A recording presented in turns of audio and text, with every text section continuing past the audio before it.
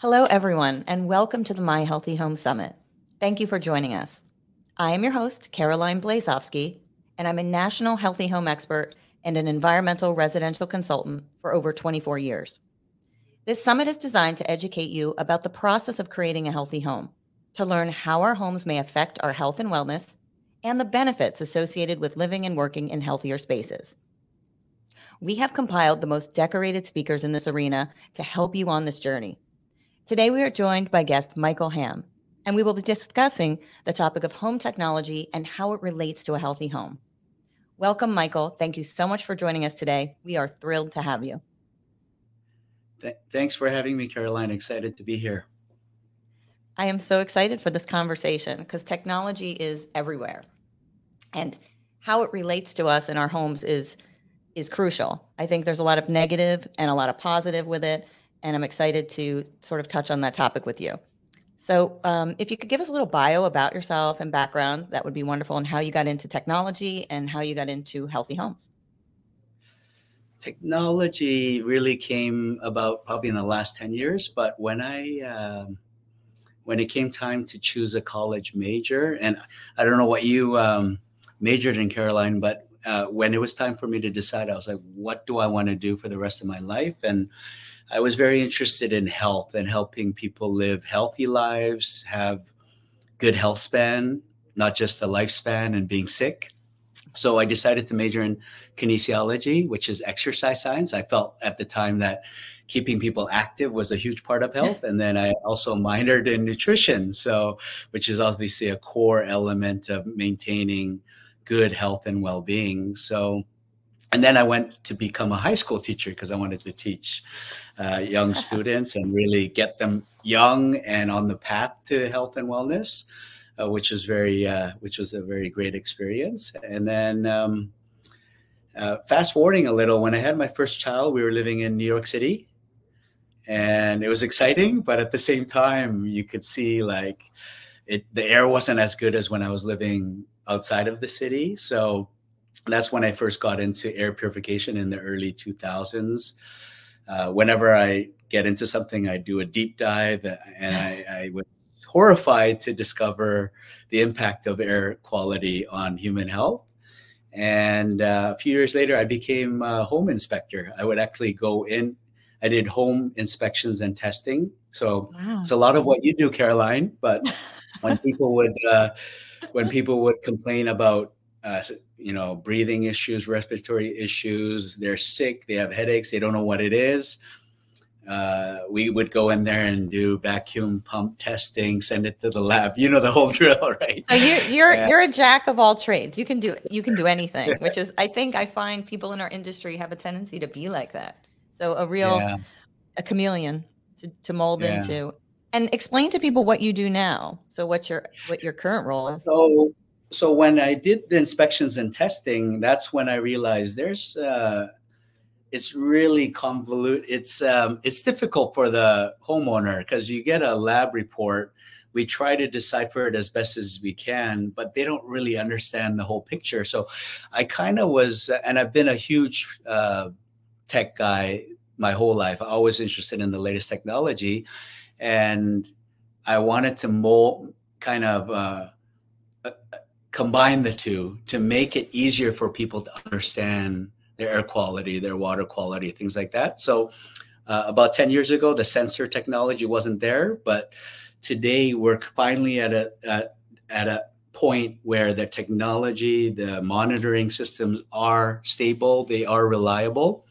And so today, my business is really about bringing monitoring into homes, allowing homeowners to see in real time what their air quality is, and then to create a closed loop in terms of if the air quality gets out of the green zone, it actually activates and triggers the hardware solution systems, either filtration, ventilation, or humidity control, and brings it all back into the green zone.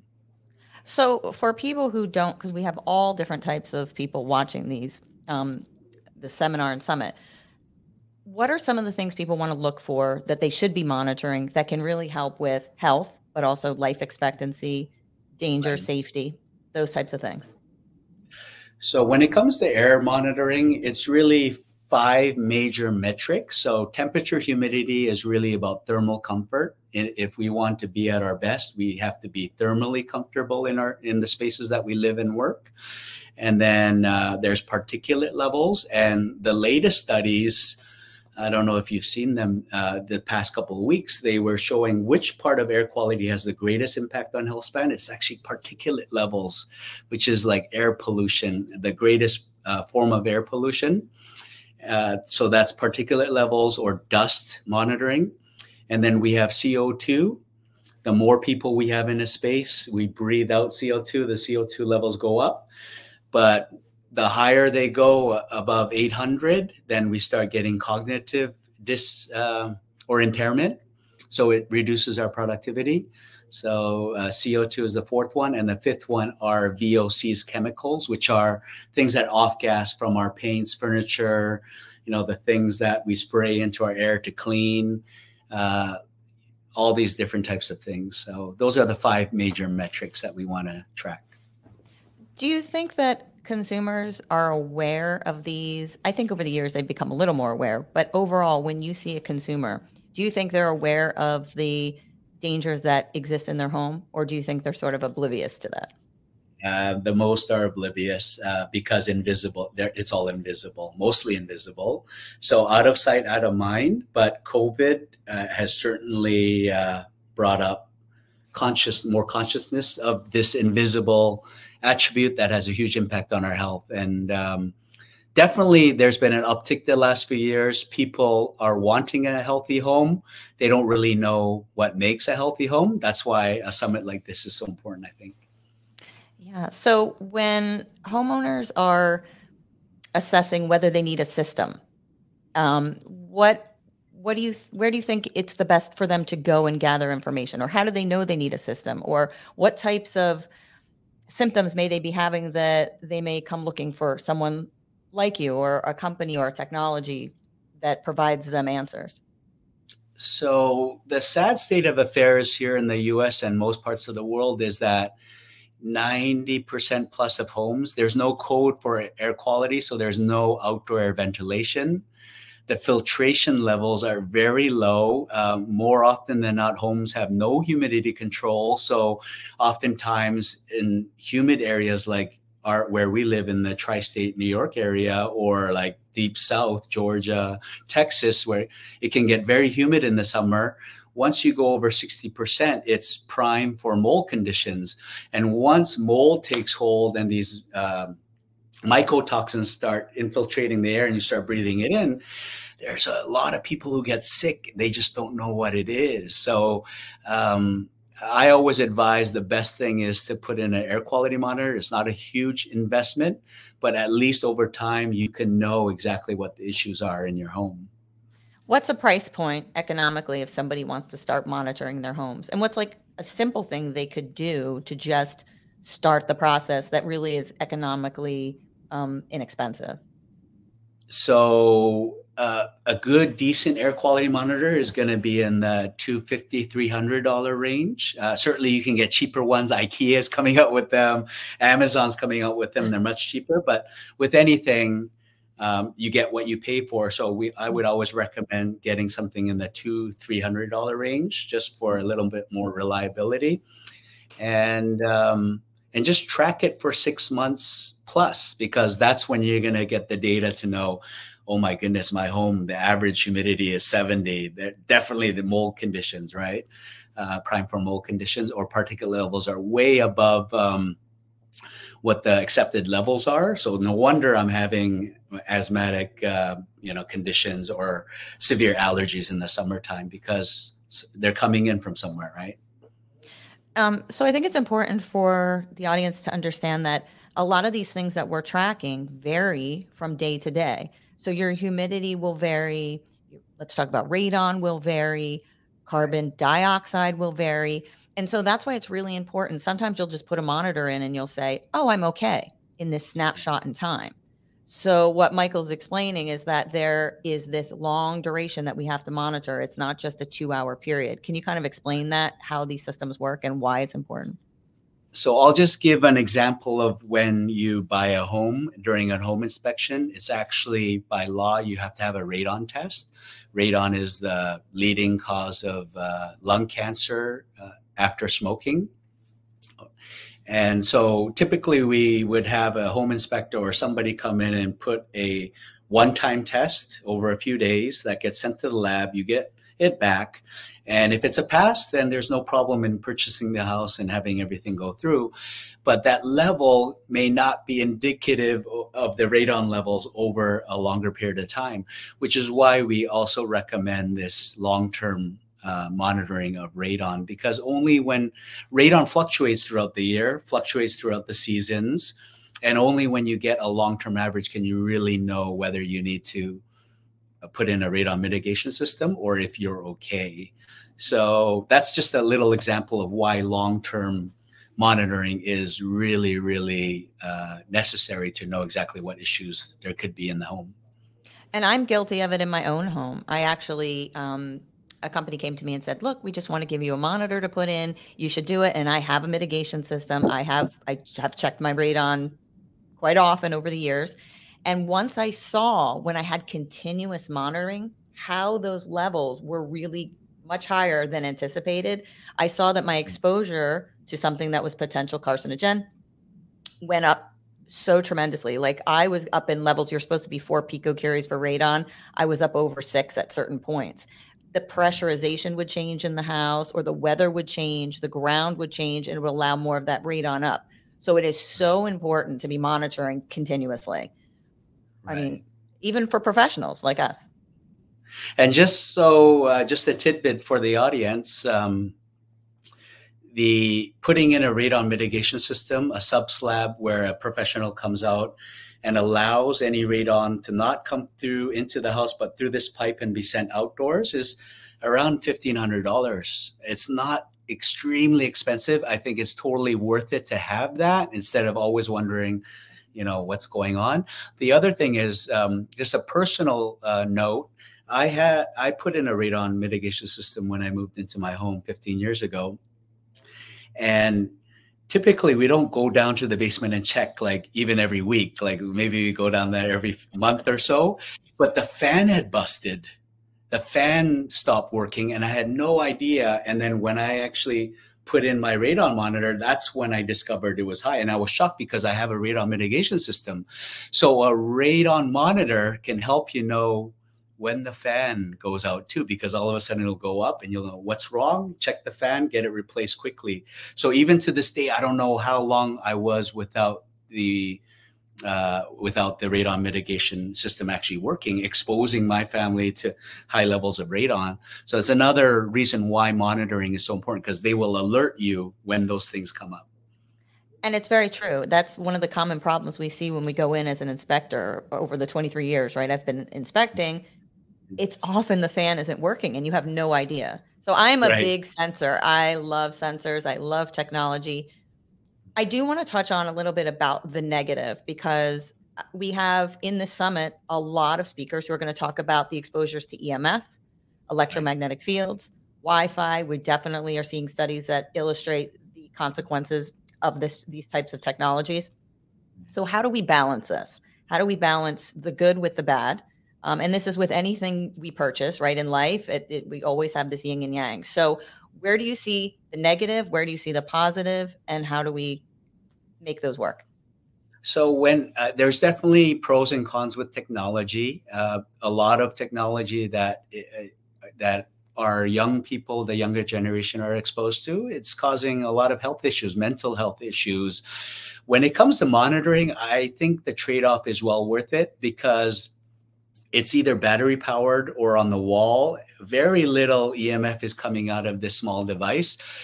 We do have to worry about Wi-Fi and other EMFs, but the latest technologies are EMF blocking paints that we've utilized before and are very effective. Also, in my industry, the custom integration industry, our network actually goes into homes and hardwires everything. So instead of Wi-Fi, you can actually have much more stable of a connection, higher speeds, and then you don't have to utilize Wi-Fi because you're plugged in. Even with phones now, I'm seeing people have outlets where you can just plug it in, turn off your Wi-Fi, and you have the highest speed, and you're protected from the EMFs coming out of your phone because you're hardwired instead of the Wi-Fi. So those are all very important. But when it comes to monitoring, I really think the trade-off is well worth it for the minimum amount of EMFs coming to the amount of data you're getting to know how to, create a proper healthy home. Yeah, I agree with you. And I think there's a lot of, when we're talking about homes, there's so many things that can go wrong. There's a plethora of problems that we see. And just to name a few, we'll talk about formaldehyde, carcinogen. Talk about radon, a carcinogen. We'll talk about volatile organics, all types of different carcinogens.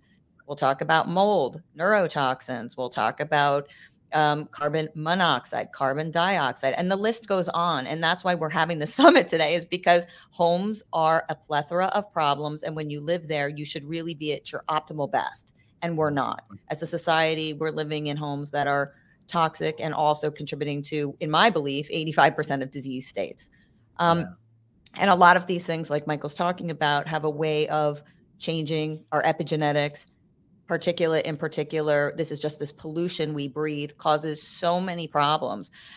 Let's just talk about particulate for a little bit, because it's a passion of mine too, that it does so much. When I was at the University of Southern California, we saw studies with mice, and we exposed them to high levels of particulate. And within 6 to 12 weeks, they started to develop amyloid plaque.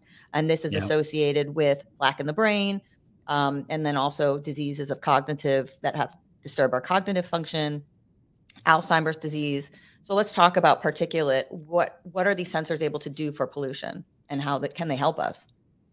So particulate, just for the audience to have a better understanding, particulate comes in many different sizes.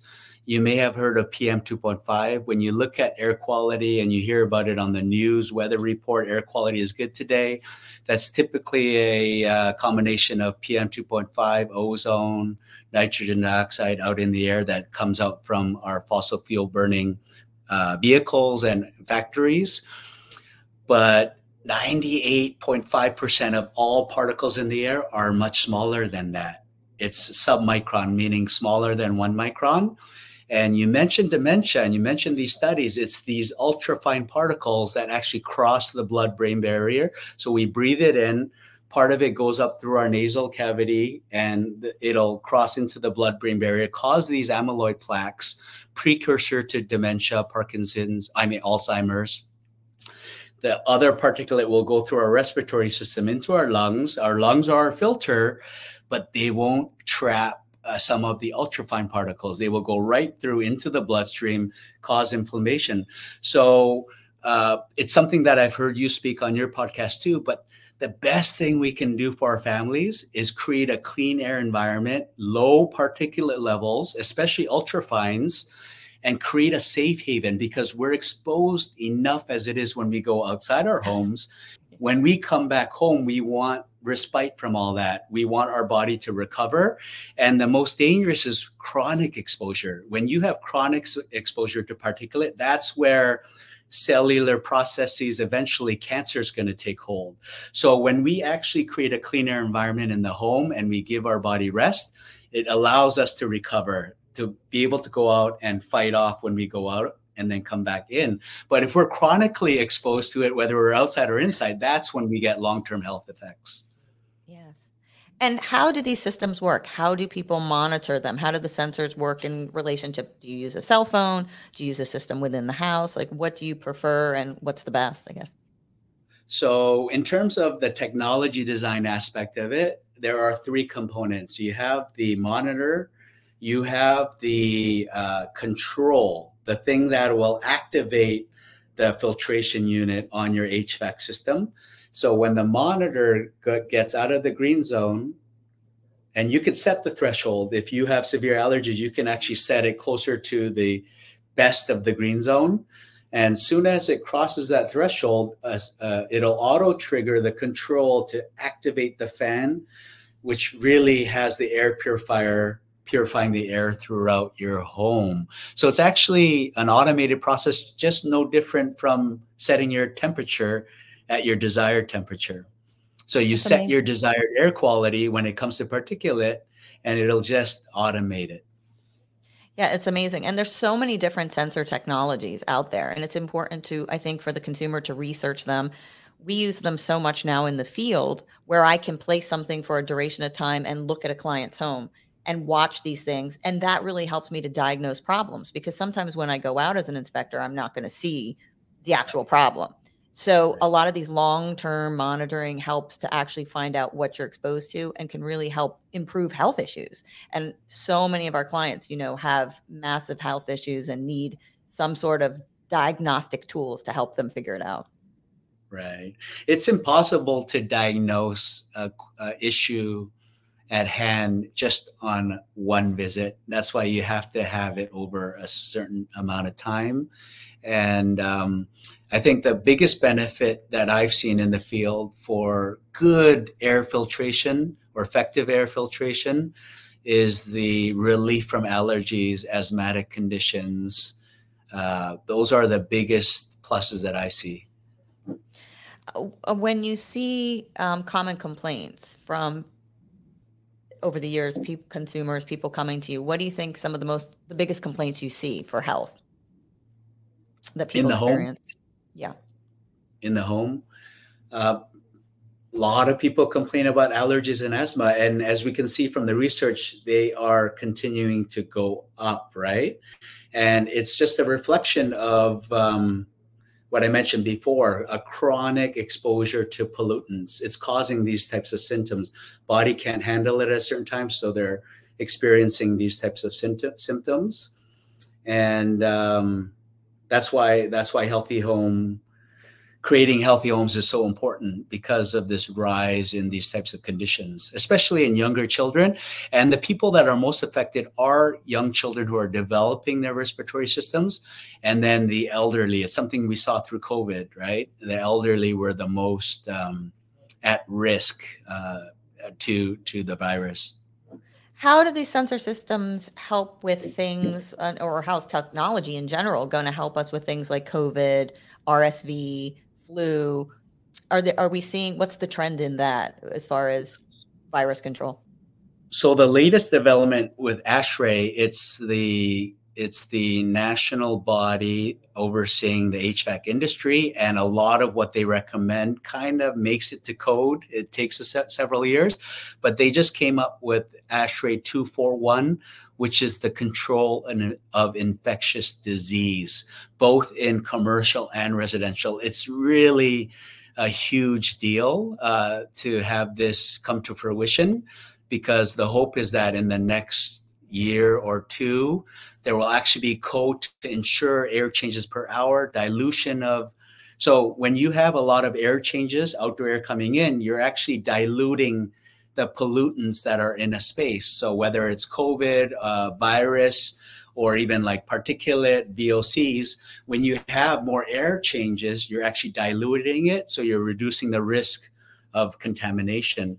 So this is certainly very important. And the other aspect that people had no clue had regards to how much of an impact it had on reduction of viral contamination are humidity levels. So the study showed over COVID that if your humidity level is close to 50%, at the hospitals, the COVID rate dipped significantly. So when it was above 60 or below 40, especially below 40, they found that it would dry up the mucous membrane. So there was an easier path for the virus to reach a host cell. But when the humidity levels are maintained at 50, it's optimizing the mucous membrane system to fight off viral infection. And that was a huge factor. So humidity control is also a very, very important factor in reducing or mitigating against viral infection. And then also when we talk about, let's just diverge a little bit over onto the chemical standpoint, because we know that we're being exposed to more and more chemicals every day, whether it's glyphosate, mycotoxins from Forever mold, chemicals. Forever chemicals, benzene. You start up your car in your garage, and now all of a sudden you've got all these lovely petroleum-based products floating around that are carcinogenic. So, how detailed can sensors go now to break down and show people what's actually there? Is it still just giving what we, or explain to people what a TVOC number is? And then can we get more detailed as the technology progresses? So TVOC is total volatile organic compounds. It's more of a general monitoring of chemicals. The great thing about technology now with innovation is we're able to create separate bins for vaping, smoking, certain chemicals. And we're not there yet with breaking down the TVOCs into benzene, nitrogen dioxide, like very intricate details. But I do see a future, maybe even in the next 5 years, where we are going to start being able to separate those chemicals to drill down on exactly what the issue is in a home. But it's very, very promising to see the ability to create separate bins for, and then take that data or sensing and to be able to identify that, oh, that's vape smoke because of the signature of the separate bins. And so it's very, very promising to me. It's one of the most exciting parts that I'm seeing in terms of technology and innovation, to be able to break down even further what these issues are in a space. Talk about vaping, because it's such a problem. Like I don't like it. So I'm, you know, I mean, but what's going on with vaping and how does it affect us in the air? So vaping, we're seeing more of this technology being deployed in hotels, because hotels want to know who's vaping in the rooms and stuff like that, because they have policies, right? And then they'll charge penalties and things. So, you know, I also don't think vaping is very counterproductive to health span and maximizing your health and wellness. And you know, to be able to sense it, you know, Airbnb properties are doing it a lot, and hospitality, hotels. But I think it's going to go more and more into homes as well, especially to be able to identify the different types of chemicals that are present in a home. Vaping, my only comment is, if you can, steer away from it, especially as a young person, because it will definitely affect your respiratory system and long-term health. Yeah, so it ages me, right? So people told us to stay away from smoking, and smoking was the bad thing. And now these younger generations, it's all about the vape and the flavor. And so Right. I'd like to do a little fast. I call it my fast questions, if you don't mind. But I'd like to ask you some questions about your home personally, just for fun. Yeah, sure. What's your favorite space in your home or room? My bathroom is outfitted to the so when I need to decompress, I have an even TV set up in there. Some may think that's not healthy, but when you're taking a bath and you can watch a Netflix and decompress, and you have circadian lighting, you have a nice ERV system that pulls out all of the moist air out, reducing mold conditions, and you have a rainfall shower. It's cool to have access to that every day. Talk about circadian lighting for people who don't know what that is. So circadian rhythms are our ability to be aligned with our sleep-wake cycle based on the sun and the natural daylight. So the problem is we're an indoor generation now. So in the past, people would wake up before the invention of the electrical bulb, they would wake up when the sun rose, go outside, do what they needed to do. They had no problem sleeping, or the majority, unlike today where 40% of people have trouble, or plus have troubles getting a good 8 hours night sleep, a deep sleep. So we're not getting enough natural daylight to keep us on our sleep-wake cycle. And then when we're indoors, typically we have this one temperature of light throughout the day, and it kind of knocks us off of our sleep-wake cycle. So tunable lighting, the latest kind of technology that's available is you can actually set it to circadian mode, and it mimics the light temperature of the sun, reducing the disruption in your sleep wake cycle. So I always explain it that nothing artificial can ever be as good as natural, like going out and getting sunlight outside. But when you are indoors, tunable lighting does have a positive effect on keeping you as close to your sleep wake cycle as possible. So in the morning, it'll be a whiter light to wake you up. And then towards the afternoon, it just shifts throughout the day, mimicking the sun. And by the nighttime, it's warm, it dims down, and psychologically, you feel a lot more comfortable. Like sometimes I go into hotels, you go to the bathroom at nighttime, and it's bright white. And no wonder I don't get a good sleep that night, right? I don't get as good a sleep as I get at home. So light has a very huge impact on circadian rhythm. Question number 2. What activity do you enjoy doing most in your home? I would say eating. I love just sitting and having a nutritious meal in my kitchen, and either reading a book or watching a documentary. Those are one of the most prized times that I have at home. You know. And how can technology help us with that? Technology in terms of nutrition is a little behind on technology, because nutrition is very simple. You got to know where your food was grown, what kind of nutrients it contains to amplify your health as best as possible, protect you, build up or balance your immune system. So I don't have a lot of technology when it comes to nutrition, but when it comes to being in the home, breathing clean air, making sure the water for consumption at the kitchen is at the highest level of purity, reverse osmosis. Those types of things are really important. I just saw a quote yesterday from Florence Nightingale. She's the mother of nursing. And she said, the key to health is good air, pure water, and exposure to light. And she really focused on these 3 things.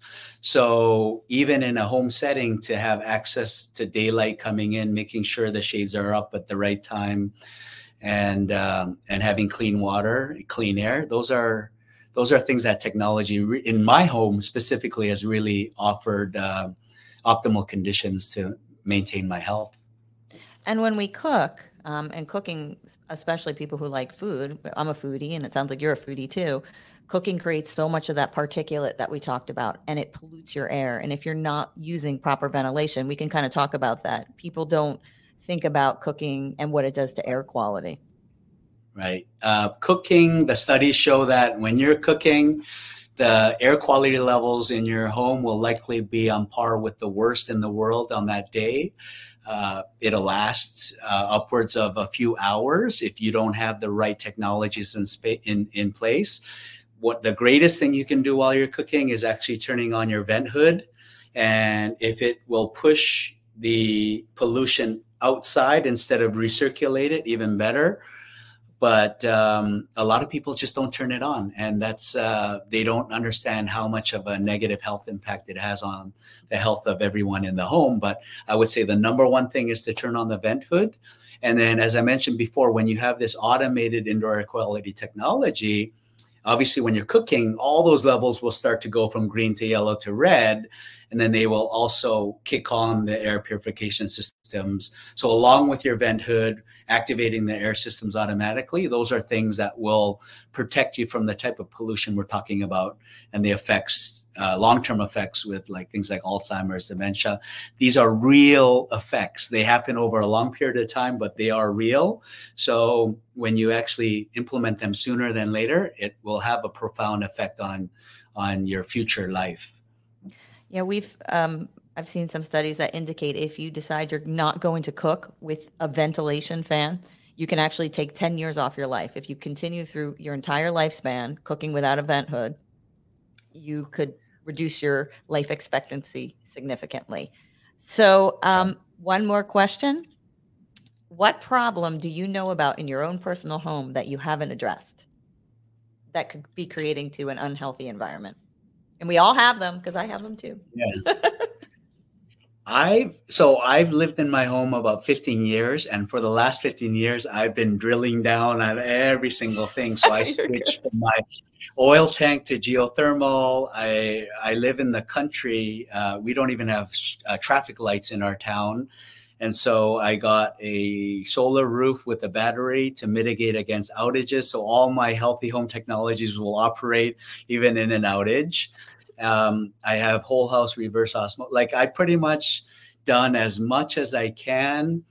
The one thing that I would probably want to continue to add, or I'm thinking of adding right now, is some sort of scentscaping. People may not understand candles are extremely bad for air quality. Incense is one of the worst things. It'll skyrocket the pollution in your home. So I think one thing that's kind of lacking in the market, and I'm starting to see more and more of it, is but organic scentscaping. So organic, natural ingredients, things like lavender, peppermint, going through and diffusing in the air. So when you wake up in the morning, imagine waking up to light that's kind of like gradually turning on, like the sunlight outside, shades going up, a burst of peppermint being diffused into the room to wake up your senses, and then prime air quality, temperature set right at your desired temperature. Those are things. And then at nighttime, conversely, lavender, something like lavender that goes in, it kind of calms your senses, helps you get to sleep. So that's one system that I haven't implemented in my home that I'm looking to in the near future. Amazing. And we're almost nearing our time already. It goes so quickly. Can we give the audience something they can walk away with immediately that they can start implementing, something that's economical, that as soon as they turn off this video, they are going to start doing this in their home, and it's going to help improve health, life expectancy, and just overall wellness? So you brought up a good point. So I wanted to make a kind of accentuate it. So when we spend some money to make our homes healthier, if we look at it as an expense, it's always going to be like, oh, shoot, I can't do that. I can't do that.